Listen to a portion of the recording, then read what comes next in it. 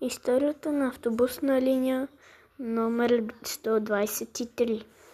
Линията е открита на 1 април 1983 с маршрут от автостанция Дървеници, обръщан в кръга на Симеон Лифт. И последната промяна на маршрута 1 ноември 2010 година е с маршрут от СБАЛ и по онкология и метростанция Геме Димитров.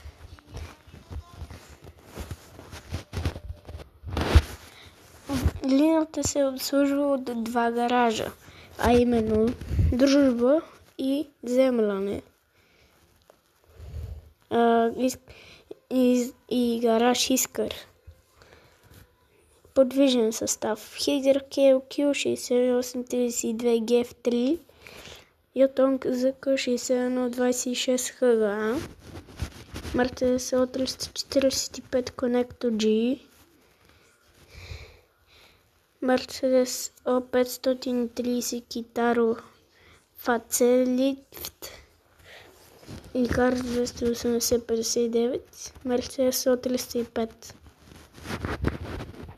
Това беше за днес. И ако искате още истории,